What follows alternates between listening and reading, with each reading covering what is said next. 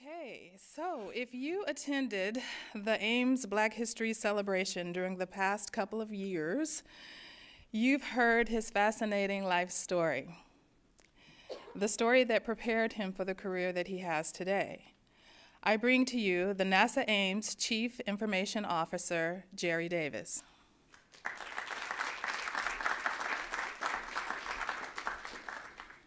I don't know what happened to my smoke machine and my bumper music, but no, thank you for everybody for coming out. Very special event, very special individual. I like to do is just read a little bit of the keynote speaker's biography. Mr. Michael Washington is one of the nation's most highly sought after inspirational and motivational speakers. In 2017, Mike was designated as an Upstander Award winner by Starbucks Coffee Company, and his accomplishments in the field of first responder were chronicled with a short film, podcast, and story on the company's website and in Starbucks stores nationwide. So I don't know if last year, if you kind of walked around, if you're in Starbucks stores and they had the pamphlets out there, Mike was out there on the cover of those pamphlets. Mike is a firefighter for the city of Seattle. He is assigned to Engine Company 27 in Georgetown. Mike has been a firefighter for 27 years, 22 of those in Seattle and 5 in North San Diego in Fallbrook. Mike serves also as a Washington State Fire Service representative at the Washington State Fusion Center, where some of his duties include providing counterterrorism and other all-hazards information to the fire service in the state of Washington.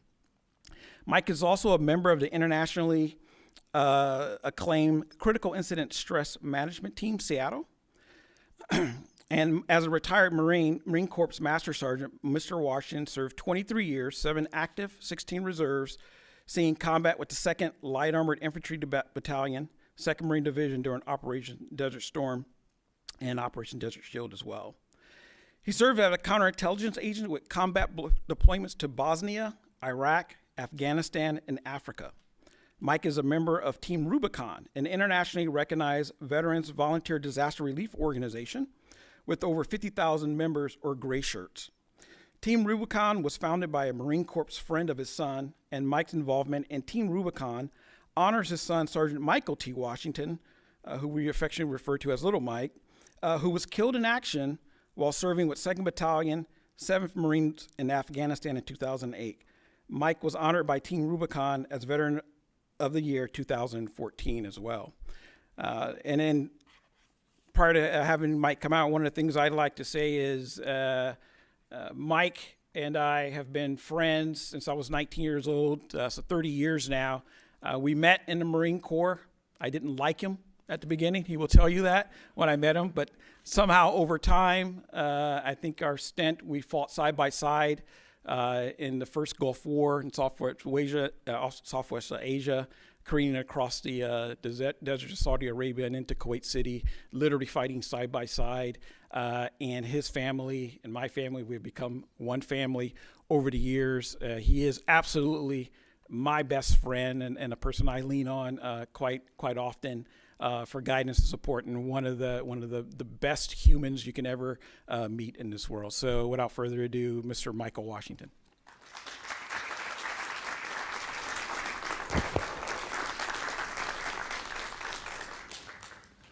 Best human? Wow.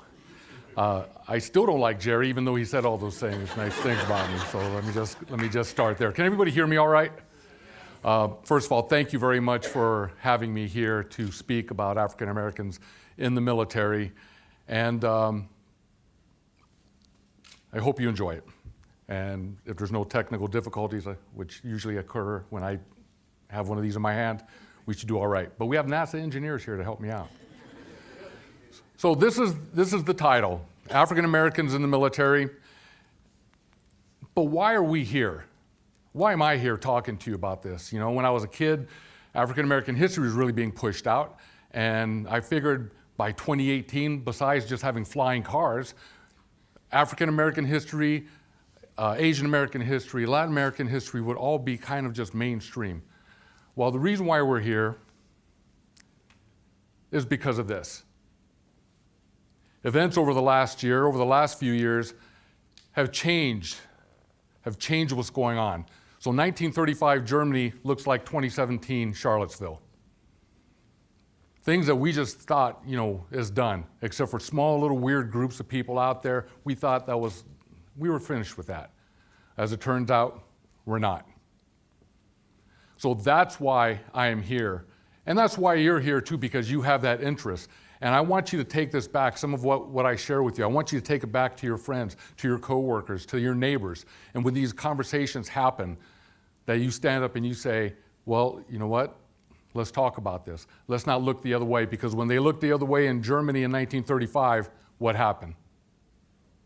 And if you think that can't happen again, I was in Bosnia and I saw what happened to thousands upon thousands of people who were killed in the same way as the Jews were in Nazi Germany. This is why we're here. So what I'm going to do right now is I'm going to give you a brief history of African Americans in the military throughout our history. It's brief, but it's a subject that really it's its own college thesis. It's a dissertation, but we don't have that time right now. But we're going to go through it. The Revolutionary War, the war that brought America and made us who we are, the Constitution, the Declaration of Independence.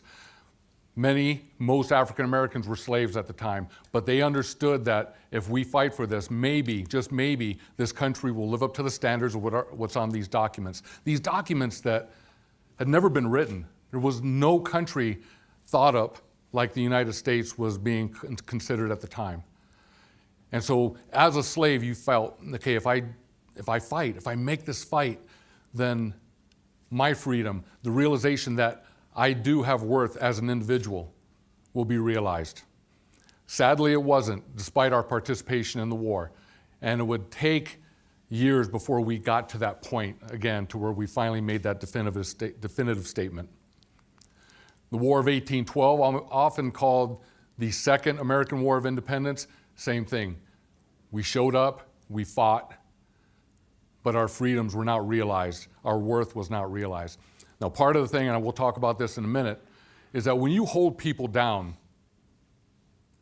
and you think you're a good person, you hold people down, you subjugate them and terrorize them, you have to have a reason. You have to make up things. You have to have a reason why I'm doing this to somebody. And in our case, there was a religious concepts that this is the way God wanted it. There was scientific, quasi-science that said, well, as Africans, we're kind of lower level than what Caucasians were. And this is why we're over them. This is why they are the chattel. This is why they do the work in the fields, because they do not have the mental capacity to do things. And that's how they would keep us down. And they kept us down for a long time, despite our bravery, despite our service in the nation's wars. That brings us up to the Civil War. Now, before we go any further about the Civil War, first things first. And this is a conversation I want you to have with your friends, with your family, with anybody who says otherwise.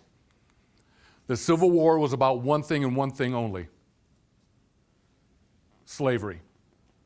No slavery, no Civil War. It is mind-boggling to me how many people I have conversations with who want to talk about states' rights. Oh, they want to talk about everything but slavery. And it makes me want to choke them, to be quite honest with you. I cannot believe, and sadly, some of these people are African American who do not know our history, not just of our history as African Americans, but our history as a nation. And it's sad. And I'm asking you, I'm imploring you to, when you hear these things, don't just shrug it off as, oh, he doesn't know what he's talking about. She doesn't know what's going on. They need to read some more stuff. No, you need to stop the conversation right there and challenge them.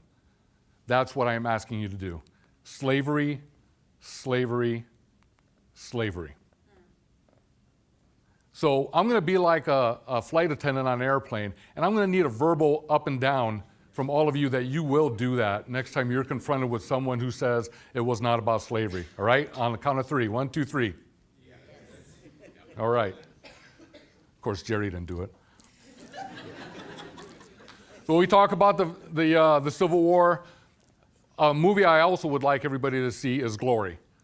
I'm a historian, and that movie is very accurate, not just to the African American plight, but to just the minute details of what it was like to be a soldier in the Civil War. The 54th Massachusetts Colored Infantry was the first regular army that was enlisted into the Union Army during the war and fought, and it's, if you remember the movie, and it's a classic battle of Fort Wagner. And that's when the nation took note and said, you know what? African Americans can fight. They are brave. They are willing to die for this cause. There's a lot of reasons why we would do that, right? For former slaves, well, I don't want to go back into slavery. And then for the ones who weren't slaves, say, this is my country too. This is my country. I have fought, I have bled, and it's mine. I have ownership. By the end of the Civil War, there was over 120 infantry regiments, 12 regiments of heavy artillery, 10 of light, and 7 cavalry. Over 186,000 African Americans fought in the Civil War. 41 large engagements, 449 smaller ones. We fought in the Navy. We participated. We shed our blood. This is our country. This is our country.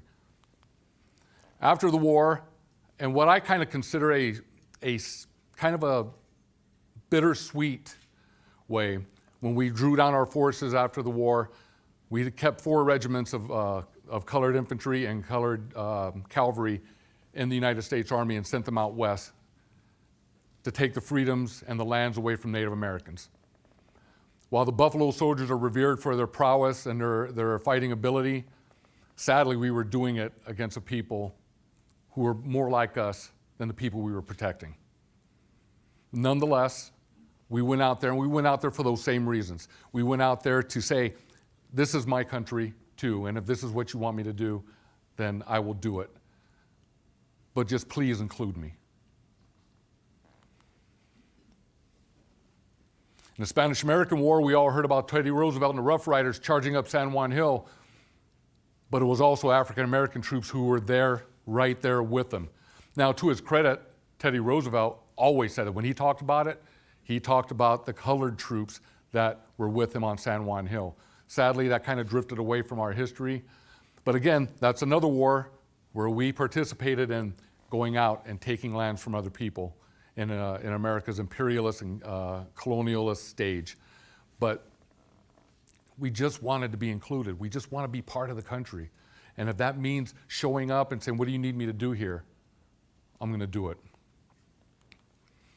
World War I, the Harlem Hellfighters of the 369th Infantry spent 6 months on the Western Front, longer than any other unit in the American Army. Now, when they showed up, the American Army didn't want any part of them. It says, you know what? Yeah, we'll let you come over here, but we need people to unload rail cars. We need people to do labor work. Well, this was an infantry unit. The French, who had lost hundreds of thousands of troops during the war, said, we'll be glad to take you. So they fought with the French, wore French uniforms, and fought along side by side with the French troops. The African American troops were just blown away by the fact that my color meant nothing here. I'm a fighting man. They're glad to have me here to support their country, something that my country just does not do for me. They spent six months on the front lines, longer than any American unit, first unit to reach the Rhine River, and they were honored by the French government. And years later, the French government would have reunions for these black troops, and they were revered by the French people, something that we couldn't conceive of in the United States. It was just such a foreign idea. World War II. It's a lot like World War I. Those same concepts of modern warfare, of flying planes, of driving tanks. African Americans, they don't quite have that mental capacity to work that complex machinery. And if we give them guns, they're liable to just run away. Secretly, they kind of say if we give them guns, they might turn them on us. So that's part of the idea too. One of the more tragic, and it's not tragic, but it's just deeply sad. Hundreds of thousands of Nazi and Italian prisoners of war were sent to the United States during the war, and a lot of them were put in the South to work in farms and do that kind of labor. Some of the prison guards would be African American. We paid the Nazis as part of the Geneva Convention for their work. And we would let them have furlough into some of the small towns in the South under guard. They'd wear a uniform that said PW on the back. And some of these guards that would take them into town were African American. And these Nazi prisoners were allowed to go into restaurants where their African American Army guards were not allowed to go into. Now wrap your head around that a little bit. It's sad. It's just sad. But I have to give it to my grandparents who were part of that generation. They fought the good fight so I could be up here, so I could do what I'm doing now, all the benefits, all the opportunities that I had. Again, the Tuskegee Airmen, we all heard of them, right? These are the ones who got up there and they showed. Eleanor Roosevelt, one of the biggest proponents, hey, I want to go for a ride with one of these guys. The white officers were like, oh, that's a bad idea.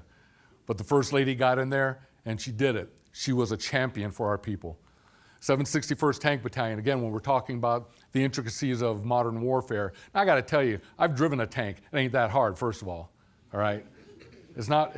I'm talking to a bunch of rocket scientists. It ain't rocket scientists, okay? It's rocket science. But it was just the idea that we couldn't do that, but we did. Towards the end of the war, during the Battle of the Bulge, remember the Army is segregated at the time, but we were losing fast, and the American general said, you know what, let's start mixing up the units, we need people. Suddenly it was okay. Suddenly it was all right. But as soon as that contingency was met, went back to segregated units. 555th Paratroop Infantry Battalion is our first parachute unit. They didn't see battle. They were scheduled to go to Japan for the invasion of Japan, but never saw fighting. Moving up to the Korean War, this is our first integrated war. Harry Truman in 1948 said we're gonna mix the units together. No more segregation. People lost their minds. They lost their minds. When the Korean War happened, they saw that, no, this experiment, it works.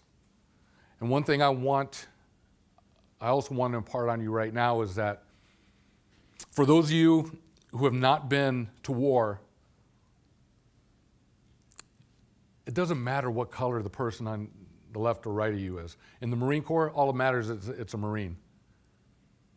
Suddenly the content of a man's or a woman's character becomes very true when you're in a nation in front of people who are trying to kill you.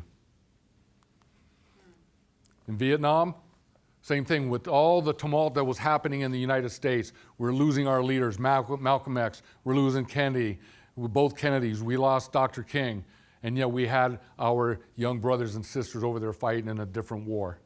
Again, we're fighting because this is our country. We want to have a stake in this country. If I have to bleed to do that, I will do that. And that leads me to today. As I was doing this, I'm going, 37 years ago was when I stood on the yellow footprints at Marine Corps Recruit Depot in San Diego. 37 years ago, I feel like I'm 37 now. How can that be? So suddenly I'm part of that history. But one thing I want to do too, and this is very important to me, is I want to introduce a group that's not talked about a whole lot, but we're going to talk about it a little bit today. And that's African American women in the United States military. It boggles my mind that it was 1974 before the first African American female went to airborne training. That's almost in my time frame. Almost in my time frame when this kind of stuff was still happening. These opportunities were denied. Chances to excel, to be all that you can be, to take the Army's phrase, were denied to people based on their race or gender. In this case, we're talking gender. 1995. First Major General in the Air Force, 1995. That's yesterday. First Naval Flight Officer, 93. Again, these are people who are fighting a fight, not just because of the color of their skin, but because of their gender. Right? That's a dual fight. That's a tough fight. Walking at the Tomb of the Unknown Soldier in 1997. Again, this is our time right here. This is our time, and these things are still happening. I have to say my Marine Corps is probably behind the power curve in all of these things. They always have been. Marines were not allowed into the Marine Corps until 1942, period. And I'm saddened to say that we are always behind, in fact, in advancing the causes for women in the military as well. I tell you this, but this this is important for you to know that these freedoms, these things I'm not talking about, these aren't games. These aren't just esoteric concepts that we just dream about. There's a cost. There is a cost. Second Lieutenant Emily Perez, killed in action. Bright future ahead of her. She went out there and laid down her life for the cause of her country.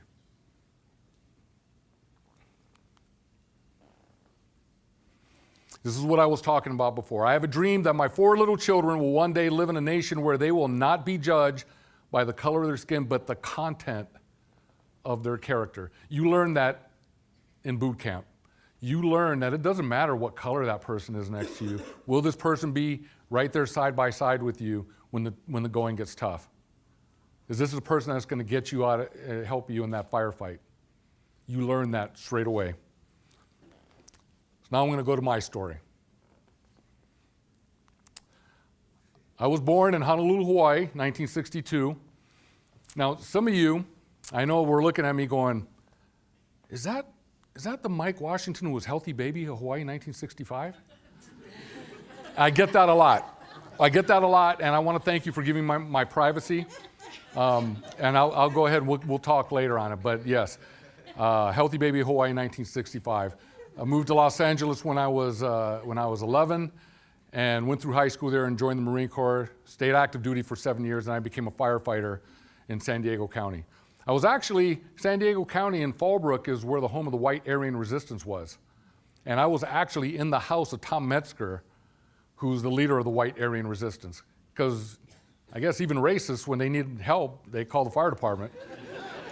And when I came walking in and his wife, who was in late stages of cancer, was having difficulty breathing, suddenly I wasn't so bad. If I had this nice green bottle of oxygen and, if you can't breathe, suddenly Mike Washington, he's all right. I like Mike Washington. So it worked out pretty good. Part of what we as a nation and why I do what I do now, what I did then in the Marine Corps, is because of this. The only thing necessary for evil to triumph is for good men to do nothing. And that's part of those original slides that I had up there. There's evil things out there that are happening, and if we stand by mum, if we stand by and just think, oh, those are just some crazy people, if we stand by and don't do anything, it will triumph. And we'll wake up one day, and we will be in a world of hurt. And we'll wonder, how did we get here? We saw this man coming down the line. Everybody's surprised by what's going on right now, but he was up front. This is who I am. And he still got in. Still got in. My first war is Operation Desert Storm. This is my light armored vehicle, the horse with no name. I want you to look at this picture right here. I want you to see my crew.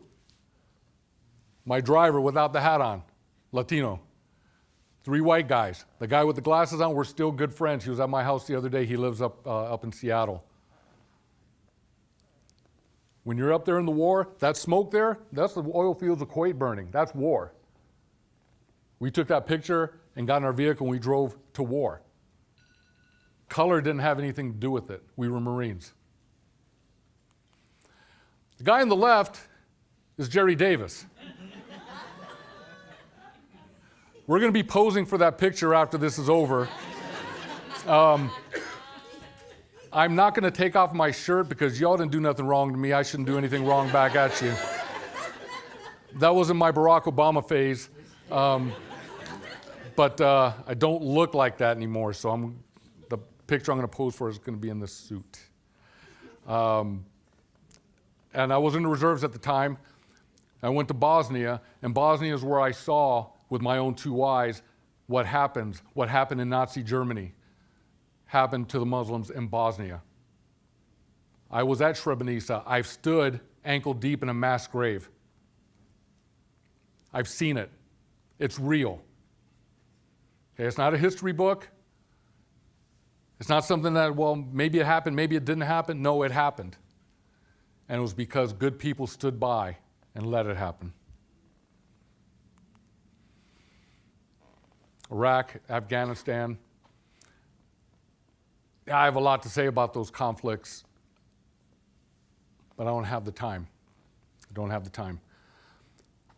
So after I retired from the Marine Corps, I handed the war over to my family, to my kids.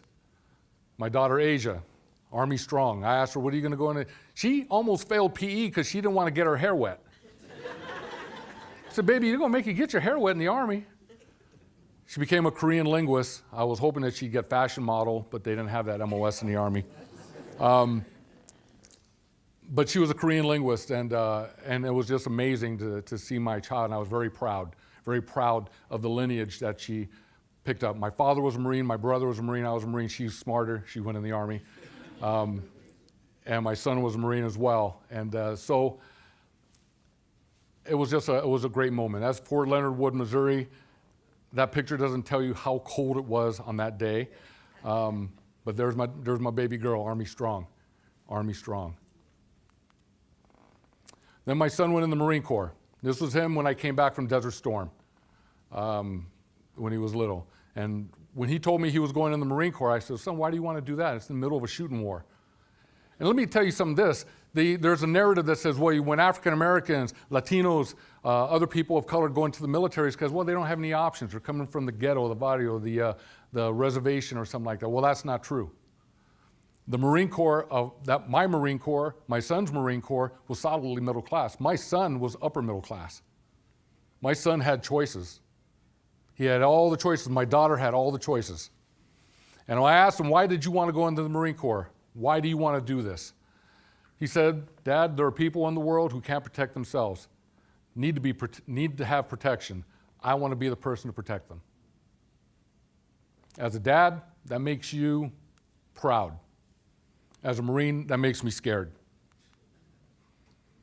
The Eagle Globe and Anchor ceremony in San Diego, it's almost like a before and after picture, isn't it? Not in the way that it makes me look good.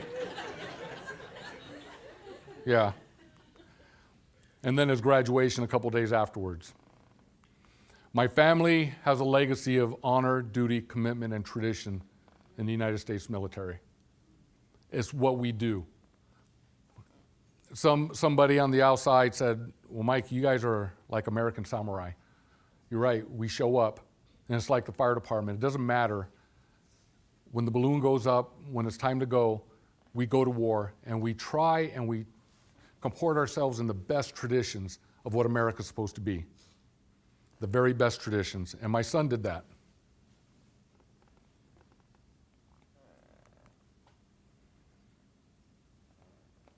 Very proud of being a Marine. Again, so I'm a Seattle firefighter, and at 8:30 on June 14th at Fire Station 16, as I was getting ready to go out on a call, and right there in that little space in front of the medic rig that's in the barn there, my best friend shows up, and he goes, you're out of service. And this was an overtime day, so I was like, man, overtime down in Green Lake, it's going to be a great day. It's going to be a great day. My best friend shows up. I'm like, yeah, man, it's going to be a great day. I'm going to get paid to watch TV for Seattle. Nice, nice. A minute later, a white Suburban pulled up. A Marine officer got out.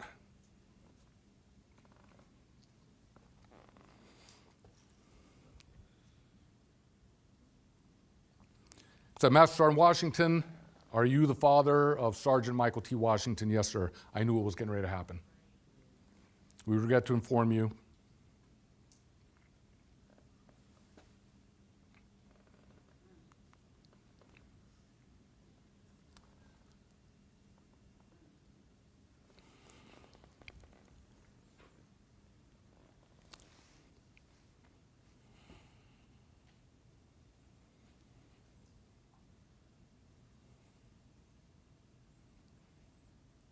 To say that him and his sister were the best things that I've ever been a part of, had anything to do with, would be an understatement.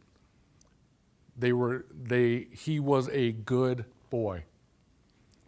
He was raised to be, his mother and I raised him to be that good neighbor. He would mow the yards of older people in the neighborhood who couldn't get out there. He worked at the food bank with us. He was just a good kid. He was the perfect son for me, as my daughter, who's a nurse now, is the perfect daughter for me. Lance Corporal Leighton Crass died with my son. And I need to show that to you to show that there is no color on the battlefield. There is no color on the battlefield. Leighton Crass spent 2 Thanksgivings at our house. Over the years, I got to know his family very well. It was like losing a nephew. Michael Patton died with my son. Dawid Petrick, who was from Poland, who had 2 wishes in his life. One was to be a Marine, one was to be an American citizen. Congratulations, he got it. He died with my son.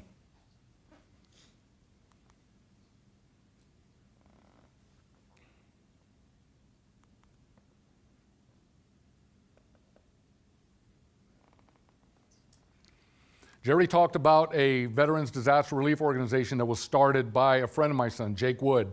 Him, Michael, Clay Hunt went to Haiti right after the Haiti earthquake. I went a little bit later. And I got to work alongside some guys who fought alongside my son, served with them in Iraq and Afghanistan.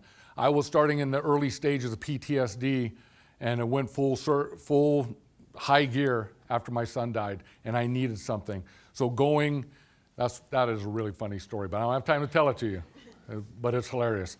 So going and doing things with Team Rubicon with other veterans was good for me. But it also allowed me to run away from my problems and almost cost me my life. So I had to step back. One of the things about Team Rubicon is it allows veterans to be veterans again, to get back together and concentrate on doing that good thing. You put down your sword and you literally are picking up that plowshare to help people that you don't even know in the middle of the worst day that they've had, when their house, their home, everything that they had is now a pile of bricks or tinder. And it feels good to get out there and do that. And meanwhile, I'm still Fire Station 27 going out, call after call, and it's wearing on me. It's wearing on me, and it drove me to the brink of suicide because I was not treating and recognizing what I was doing. Even though I was in the critical incident stress management business, if you and I would talk, I'd say, oh, this is what you need to do. You know, you really need to take care of yourself, you know, and do this, that, and the other. I couldn't do that for myself, though. Couldn't do it, right? Because I'll handle my business. Excuse me. This light here is just pretty funny. It was a great fire, but when somebody showed me this picture, it did look like a Mars Attacks kind of thing. It was at an old junkyard, but I just kept it in there because it's awesome. And this is me and my crew, right? Just like in the military, when you're going to a fire, when you're going into a shooting, when you're trying to save a life, there's no color. There isn't. Doesn't matter whose house you're going to. Could be the richest house, could be a homeless person under a freeway. You will risk that life for that person. You will risk your life for your fellow firefighter. That's it. That's just how it is. And it's a good way to be. It's good to have that kind of commitment to something, to somebody, and have that commitment to you.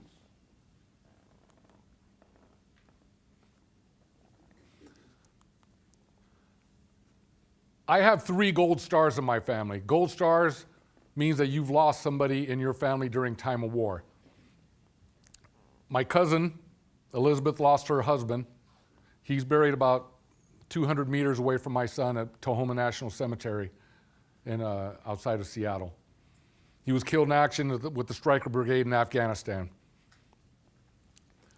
My wife, who's Latina, never knew her grandfather. Her mom never knew her dad because he died on Okinawa in 1945.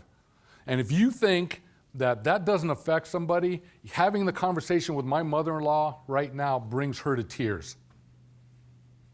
Brings her to tears about a father that she never met. Brings my wife to tears about a grandfather she never met. And my wife, another legacy of service. She's an Army veteran. Her brother, Navy. Her dad, 101st Airborne, Vietnam. We are a family of service. Then, of course, my son.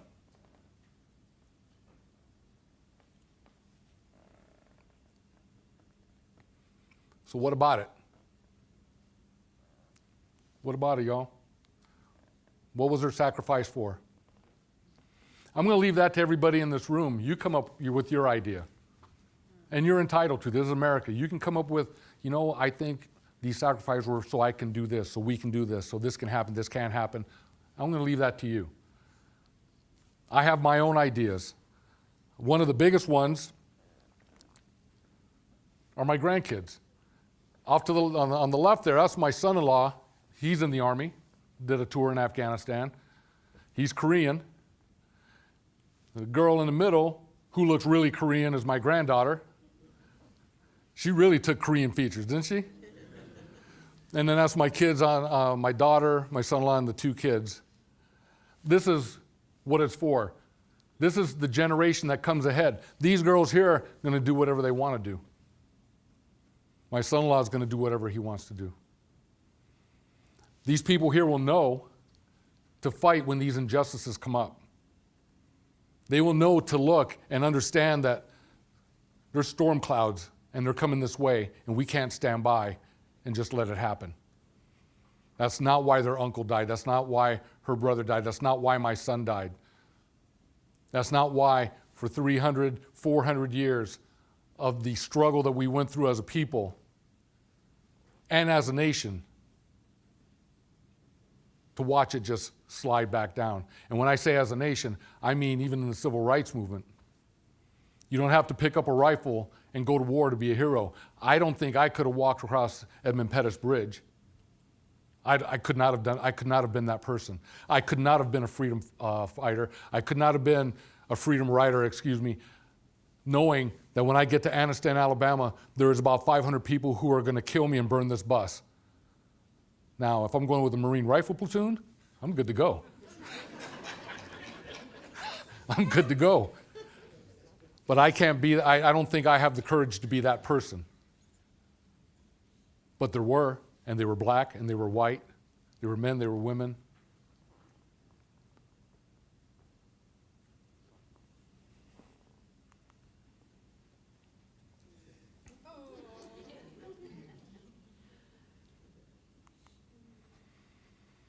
I want to end my presentation today because I always do this. I go, okay, how do I end this? How do I end something like this?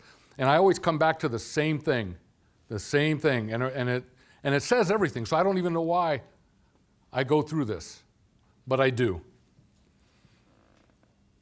And this, to me, this encapsulates everything. 7 years ago, our founding fathers brought forth on this continent a new nation, conceived in liberty and dedicated to the proposition that all men and women are created equal.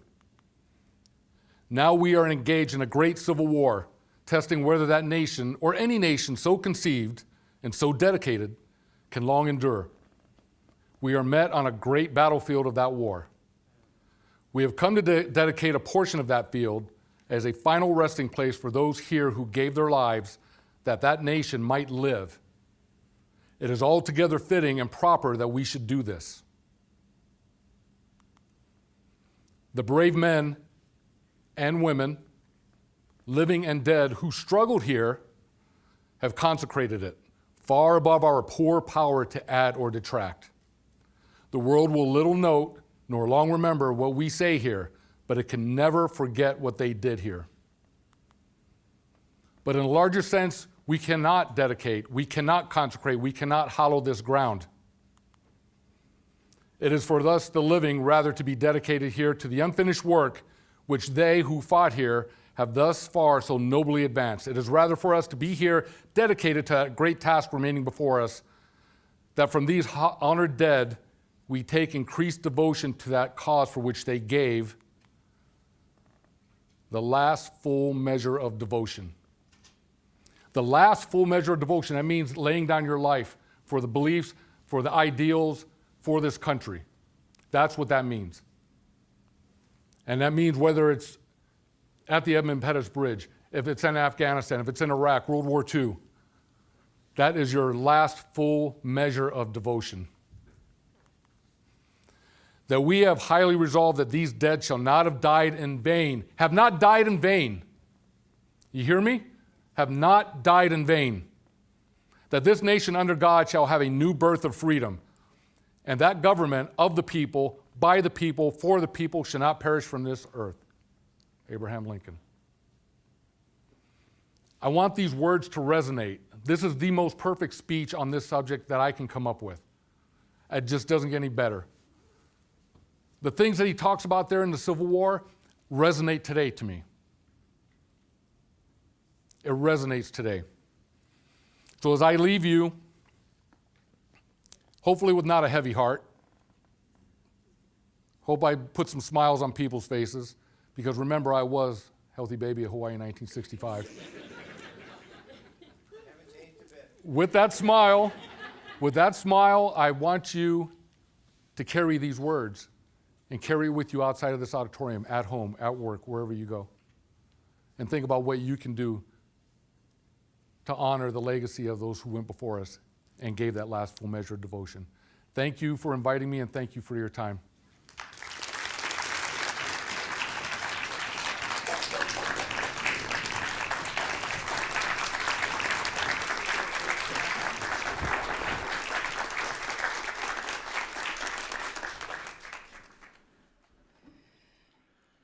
Master